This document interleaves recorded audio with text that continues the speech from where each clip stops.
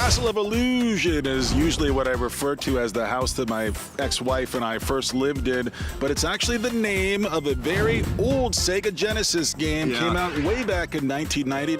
Mickey and Minnie were so happy that they were certain everyone must feel the same. Now, you were a huge fan of the original game. This is one of the games that brought you and your lovely wife together. Yes, we played this game. We were both in awe of the majesty of the animations, which look incredibly pixelated now and are a little bit humbling when you look at the classic game all blown up to your brand new, 60-inch plasma TV on your PlayStation 3. It looks a little janky, but at the time it was pretty remarkable. And I think part of it, even back then, there was this expectation that licensed video games were always going to suck and they weren't going to be made with the level of love and care that you would expect a team to put into a game starring Mickey Mouse, but that game did. It actually did have a lot of magical flourish that really worked. It was mostly okay. Listen, it was a simpler time.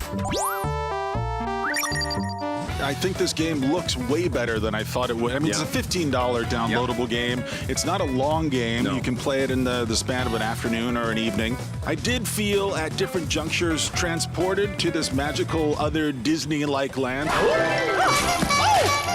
Some of the bosses are very imaginative. The one boss in particular is that tree boss that you encounter at the beginning of the game. Seeing the tree boss in the classic game and seeing what the team did with the reinvention of that tree boss is really nice. But there are a few things that make this a deal breaker. The controls in particular, especially if you kept the physics of the classic game, which don't really translate all that well to 2013. I mean, this is a Mario-style game, obviously, and you're doing a lot of butt jumps on enemies. You also can pick up apples along the way, and you can hurl them at enemies.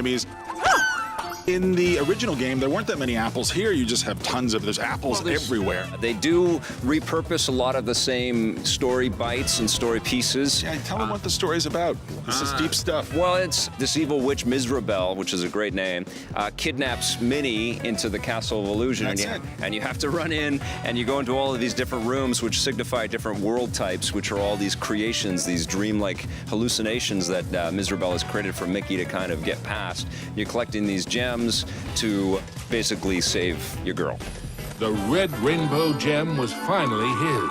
Games have come a long way. In fact, at the very same moment in time, we are playing Rayman Legends, which might be one of the best platformers ever created. And so to have this absolute gem, this masterpiece, which belongs in a museum, held up against this sort of crude, limited, small remake of a classic, which is faithful to a classic, but I was really taken aback by the cool music and the lush, cartoony visuals. I think it's mostly a nostalgic trip for you. And there's a nostalgic trip for sure. And honestly, the other thing that we have to compare this to is the last Epic Mickey game, which was really deflating. This is a simpler reach. It's not as expansive. It's not as ambitious. It's not going to be the satisfying buffet that you would get out of something like Rayman Legends, but it's still pretty damn good for 15 bucks.